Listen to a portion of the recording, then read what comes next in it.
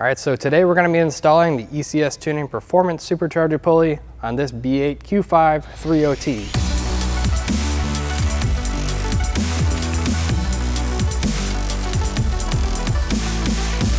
So our pulley is a 4140 steel construction. It has a 57.6 millimeter diameter. That's going to bring our drive ratio up to 2.82, which kind of works like a mountain bike rear sprocket. So we're taking the chain, we're moving it to a smaller sprocket, we're increasing the drive speed. So we're increasing the drive speed of our supercharger. That's going to increase the boost, and we're going to need proper stage 2 software to go with that.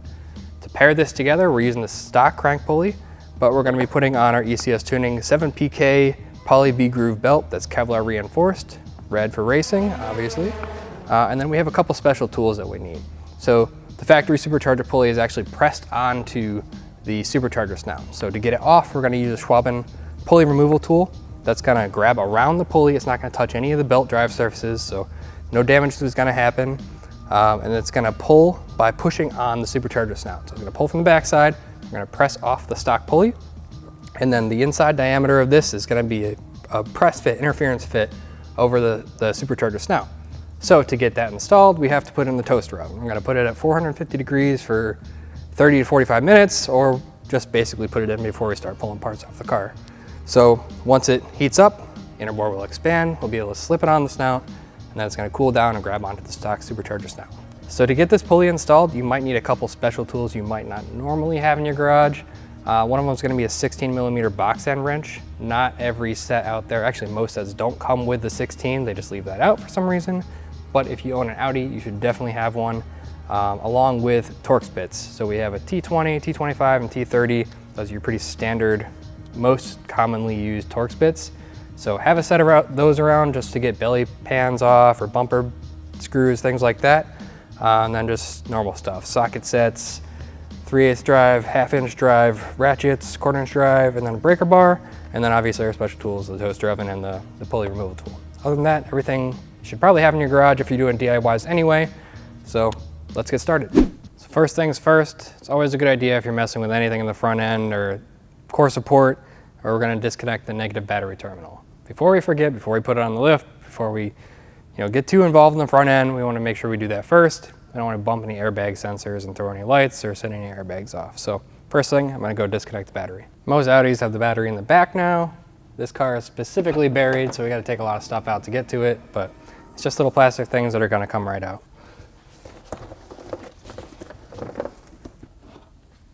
Pull the spare out just to get it out of the way.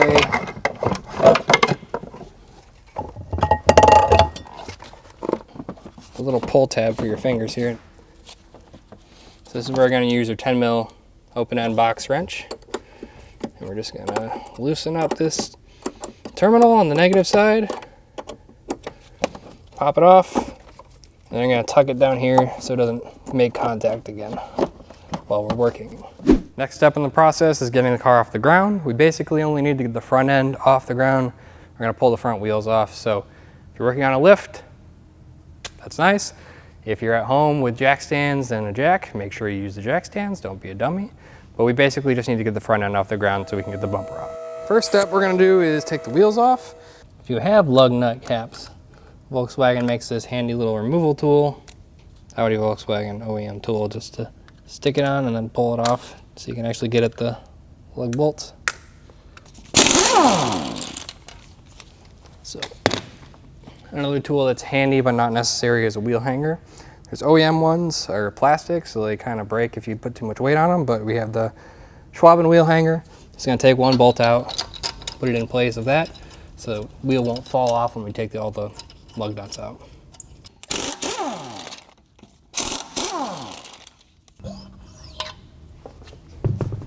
Not super necessary, but nice to have is these Schwab protector sockets. So they basically just have a plastic liner that goes on the outside of the socket, so you don't scratch your wheel up when the impact gun or whatever wrench you're using is spinning around inside the wheel bolt housing. So next step, we're going to take off the factory radiator cover. It's going to be a couple of odd clips. They're not really intuitive how they work, but there's a kind of a button in the center and then an outside housing. But you're going to push it down until you hear a click. If you push too far, you can lose the centerpiece and just falls out in the bottom, and you have to try to find it later. But if you're careful with it, you can actually push the center down just enough with your pick, and then the flathead screwdriver come in or pull up on the plastic around it, and you should be able to release the clip. So then this cover just kind of pops up, a bunch of little plastic tabs on the bottom side. Just pull up on the front and it should release. So this car has our intake on it. Normally if you have a factory air box, it might be in the way a little bit more, but since with this heat shield it's not, I'm gonna leave it in. It is super easy to take the factory air box out. You just basically disconnect your intake hose here, and then there's some rubber feet on the bottom. You just pull the air box out. But since we're gonna be sliding the core support forward to get access to our pulley, we need to make some room. So factory air box, I'd recommend taking it out and just getting it out of the way. There's a couple more bolts on the front top that we need to get the front bumper off. These are gonna be a T25 right next to the headlight towards the front grille. Easy way to find it is just front bumper. There's a little cutout up here, a little slot for you to get your tool down. So I'm gonna lift the car back up. We're gonna take out some of the fender liner screws and unbolt the bumper, and then also disconnect some of the belly pan screws.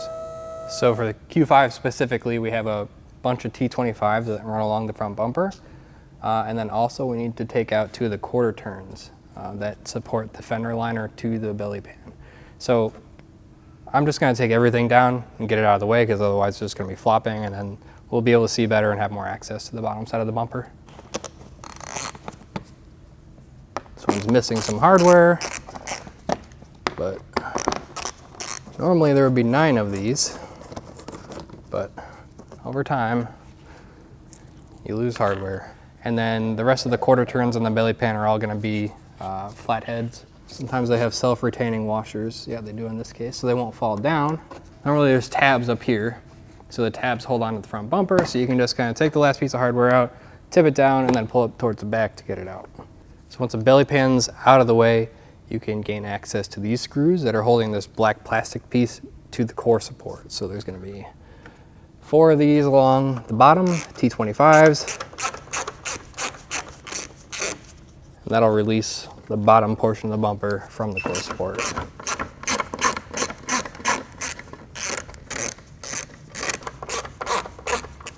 The bumper is now disconnected from the core support.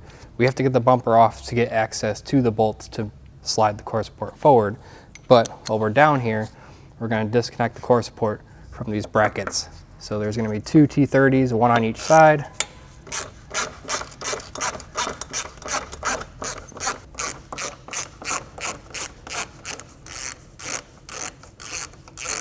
I'm going to lower the car down, and we're going to disconnect the fender liners from the front bumper. Taking the fender liner out is kind of a pain. There's going to be a bunch of T20s that run along the edge here, and then there's these weird clips that I'll explain a little bit how to get them out. There's basically a post, and you have to depress the tang that holds them on. So we're going to be taking that out. You kind of have to just take everything out and then fold it out of the way so you can get access to where the bumper connects to the fender liner and the bumper connects to the fender. To the bottom 3, you'll be able to pull this back and remove this plastic lower spat. Something else that's worthwhile, just so you don't have to sit there on your pile of parts and try to figure out which side these go on. If you just label it real quick on the inside where you're never going to see it again, driver's side, left side, whatever you want, just before you put it back in, you don't have that confusion. To get these clips off, basically what you need to do is take this little tang down here and kind of pry up on it so that it can go over the end of the post. So we're going to pry up on that and then push towards the post, take our pick out, and then it should slide off. Okay, so basically the post comes up through here, and this is held on by this retaining tab here. So what we have to do is pull up on this little tang in here and then slide it off. The back side is just slotted. You can either take out the fender liner completely, or you can just take out the T20s that you need necessary to get access to this panel. Right here we just need the bolts that attach the bumper to the fender liner and to where the bumper attaches to the fender. So once we have the fender liner out of the way, we're just gonna pull the clips off the top of the bumper to get it loose up here, and then we have a couple more things to disconnect before we start releasing the bumper to pull it off all the way. We're gonna get the fog lights and the hose for the washer nozzles disconnected so we don't try to yank on that when we're sitting there with a bumper in our hands and not a third hand to disconnect it. So get a drain pan out for the washer fluid just because there's going to be some residual stuff in the hose. We don't want that going everywhere. A trick I've learned over time is that these connectors get crusty after a while. They get dirt in them and stuff, and then they don't really want to come out. So instead of sticking a screwdriver in there and jamming it out, the best thing to do is to press on the tab and then actually push it in, and that just kind of breaks everything loose, and then you're able to easily pull out the connector. So we're going to do that, and then for this, we're going to pull the washer fluid. We're going to pull this blue clip out, and basically just the connection's got to separate. It's sealed with an O-ring in there. Disconnect these. On this side, we just have the fog light, so we're just going to disconnect that the same as the other side. 2 more connectors up front, one for the main harness and one for home link. So you're going to undo those connections.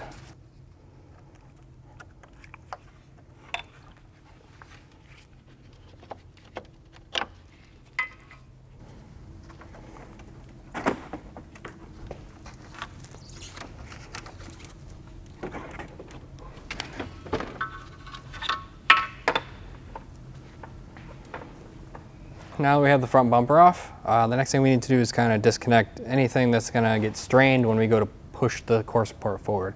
We're not taking the core support completely off, but the headlights are going to come with it, the radiator is going to come with it, condenser and everything, crash beam, all that stuff is going to come forward. So we want to make sure that nothing gets stressed. There's some hard coolant lines up here, there's some headlight connectors that I just want to disconnect, make sure they don't get strained, get them out of the way so nothing's hanging up when we try to slide it.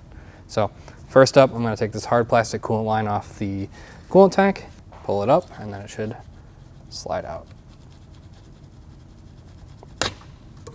Also worth noting that because this is attached to the coolant reservoir, make sure your car is cold before you pull this off. Otherwise, you could be in for a nice surprise and a lot of coolant spraying out at you. So be safe, don't get burned. We'll just put this here with a paper towel, soak up any coolant that's going to drip out. Next, I'm going to go for headlight connectors. So I'm going to use a small flathead to disconnect the clips that the wiring harness grabs onto the core support with. You don't want to just pry straight off. There's little teeth inside here that grab onto the plastic. So if you don't want them to grab again, you want to make sure you don't bend them. Or when your tape's really crumbly, they just kind of disconnect themselves. Okay, and then we have another connector, probably for the hood release. So we're just going to take this, tuck it out of the way, then do the same thing on the other side.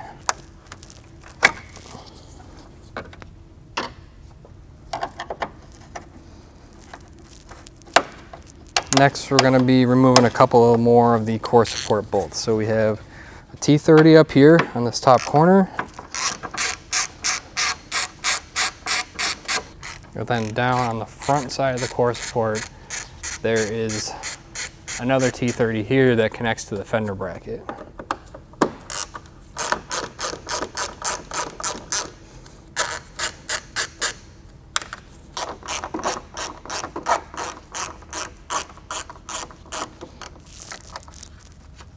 Okay, so now I think we have everything we need to have disconnected completely to not get damaged when we slide the core support forward.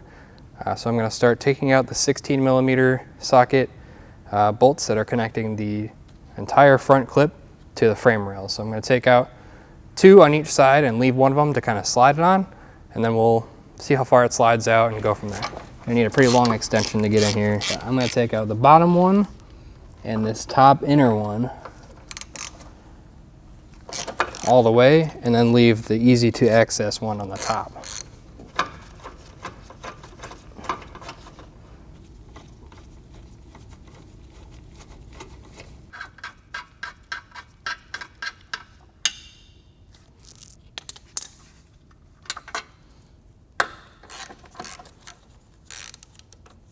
Okay, so the next step is going to be actually sliding the core support forward.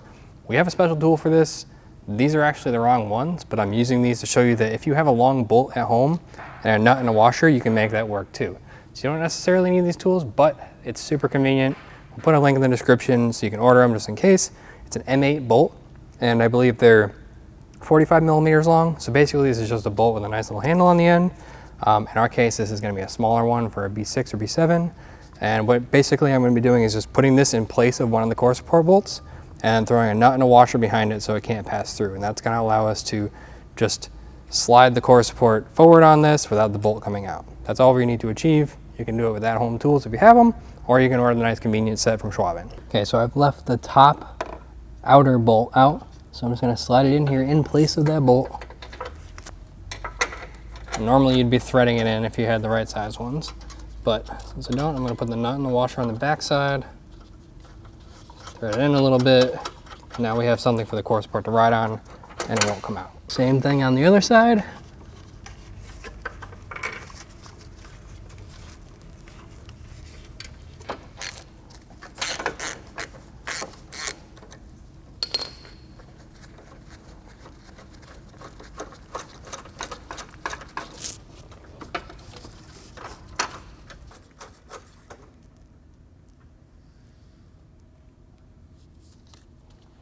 We got one more T30. It's actually the rear headlight bracket.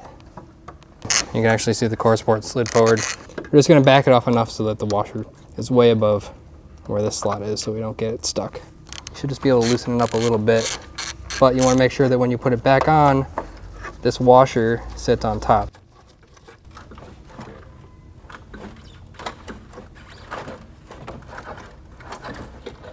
And that's basically all you need. So now we have enough. We just slid it forward a little bit.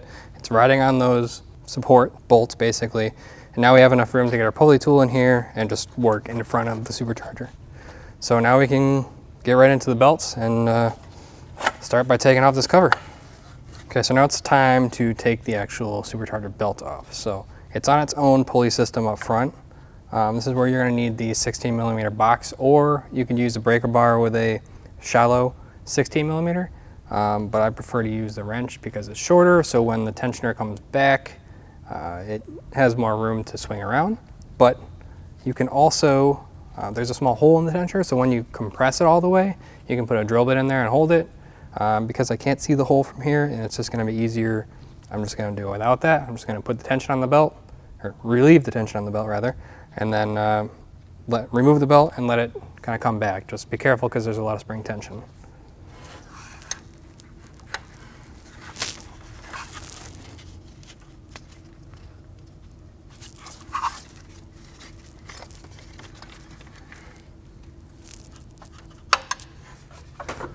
So now we're ready to bust out the supercharger pulley removal tool, but first we have to take off this little plastic cap.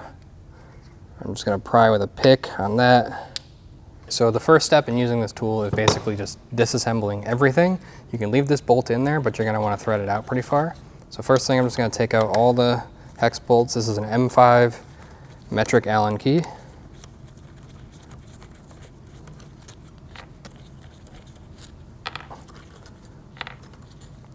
So to explain how this thing works, basically this shell is going to clamp behind the pulley. So we'll be grabbing around the back side of it.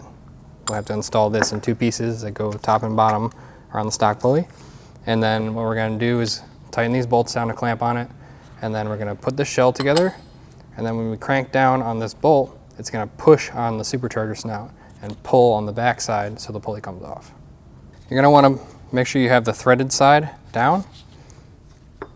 And be ready with one or two bolts just so you can kind of keep things in, situate things once you get them installed.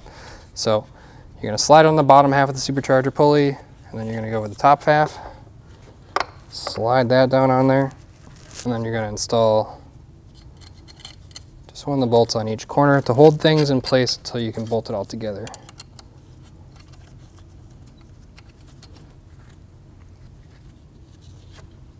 Going to put the other two bolts in, make sure this is all the way clamped down. Okay, the next step is going to be to just make sure these threads are lubed. The pulley kit comes with some lube to put on not only the threads but also the end of the bolt. So it's going to be pushing right on the snout of the supercharger. So we just want to give it a little bit of lube to make sure there's not a bunch of friction. So we're going to dab the end of the bolt where it contacts the snout, and then we're going to put a little bit on the threads just to keep things nice and smooth. Now we are ready to install this piece. So make sure the bolt's far enough out till it's past this surface. And then you're gonna just, again, put 1 or 2 bolts in just to hold it. Here it's helpful to have a socket just to kind of spin things down. Once you have the bolt threaded down until it makes contact, you can put in your 1/2" socket, drive, or breaker bar. And then either 22mm wrench is pretty good to fit in there. Don't have one readily available, so I'm going to use the homebrew any size wrench crescent on here, and then we can start to get cranking.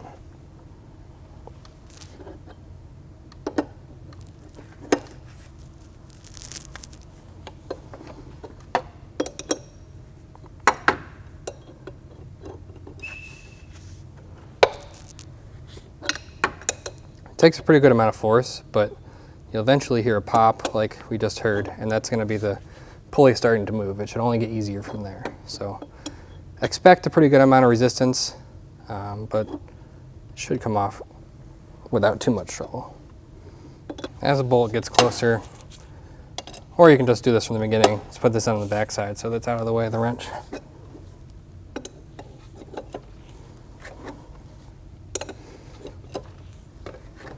Things get easier, the pulley is getting closer to the end of the snout, and eventually it should just pop off.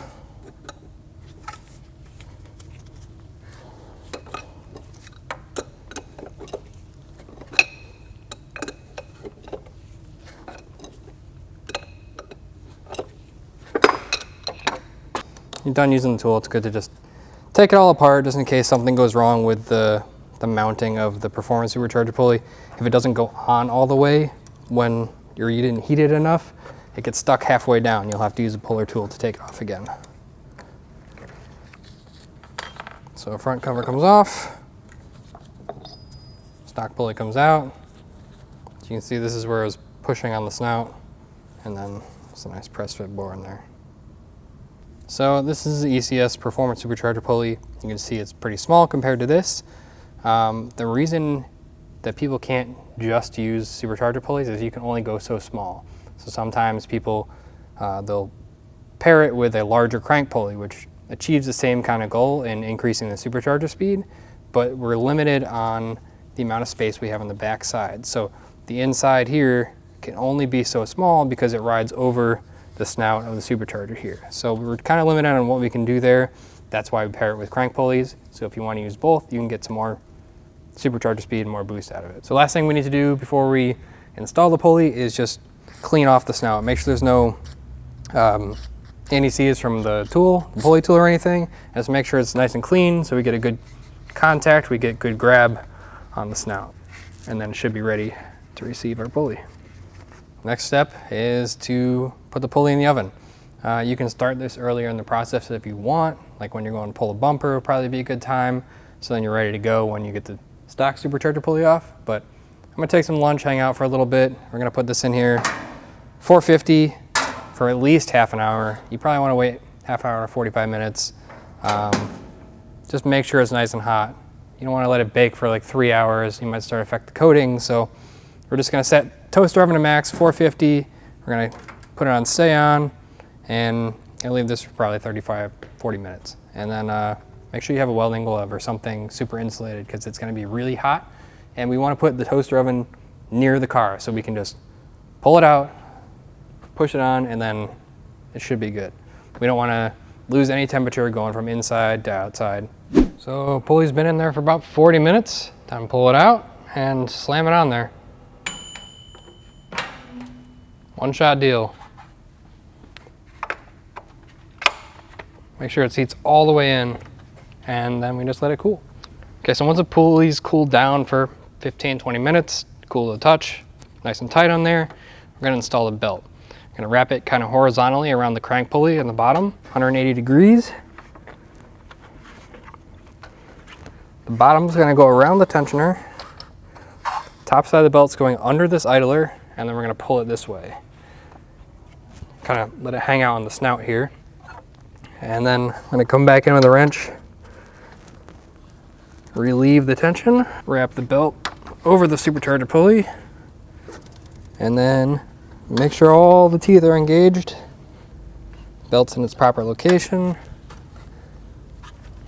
We should be good to go. Okay, so once the belt's on, ready to go, I'm just gonna start putting the core support back on. So I'm gonna pull up and wedge things back into place, making sure those headlight tabs are where they're supposed to be. The washer's above the tab. And I'm just gonna put one of these upper bolts in just to kind of hold things in place while I get everything all situated.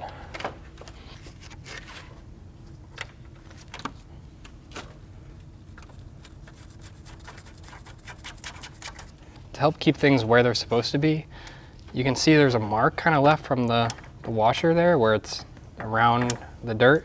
You want to pull up on the core support and then tighten it down in a position where it was tight before.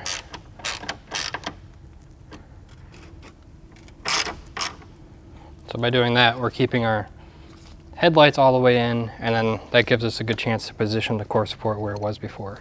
All right, so to get the core support back to where it was, we're going to put the bolts back in.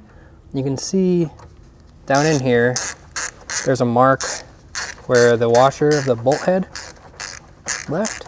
So you want to make sure that the core support is in the same position it was before we took these bolts out. So it's a round peg in a square hole, literally, but we want to make sure that the front end is in the same position it was before. So I'm going to pull up, tighten this down right where the old mark was. And we're going to do the same thing on the other side. And then once we have one bolt tightened down, we can come in here and remove our core support slide bolts.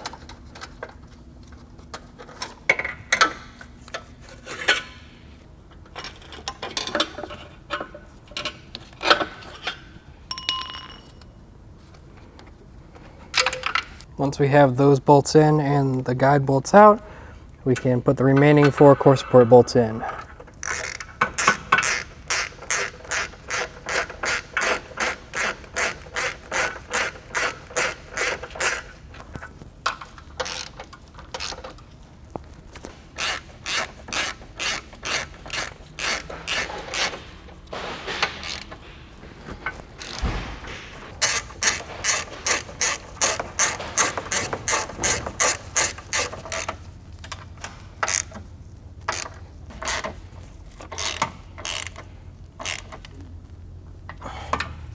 So once the core support's on, everything from here on out is pretty much just the reverse of what we did. Just reconnecting connectors, clips, all the various stuff, and then getting the bumper back on, reconnecting the washer nozzles, just making sure you don't forget all the little things you did to take it off. So we're just gonna get it back together.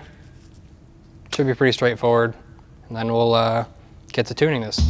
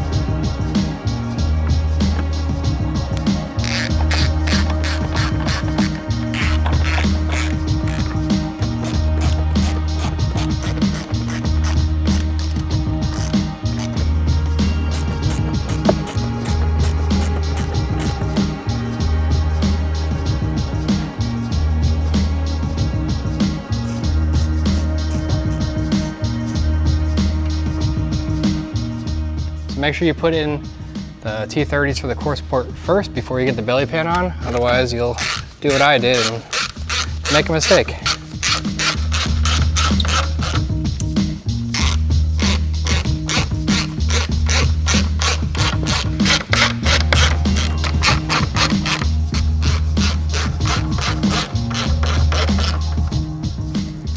Okay, now we can put the belly pan on. So when you're putting the belly pan back in, just make sure these tabs sit right above the bumper before you start hinging it up. So they're all below, or sorry, all above the bumper.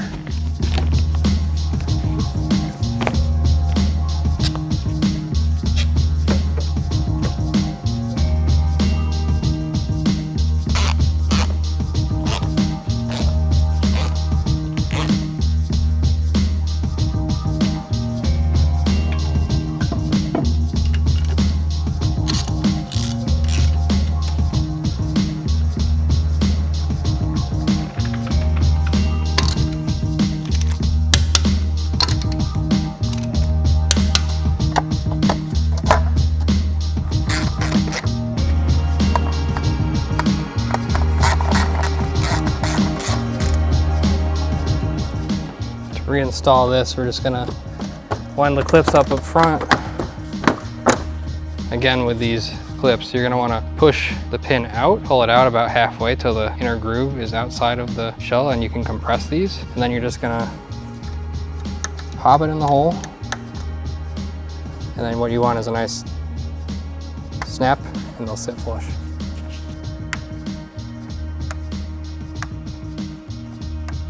Okay, and then we'll reconnect the battery. Be deliberate when you put this on. You don't want to be dancing around making a bunch of sparks. So just one good push, and then tighten down the terminal.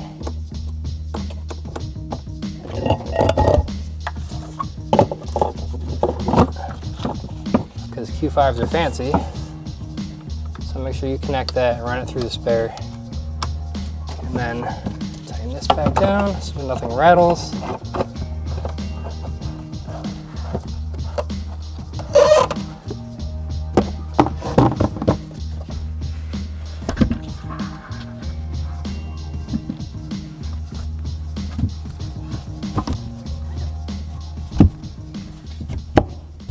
So that pretty much wraps it up for the actual install on this car.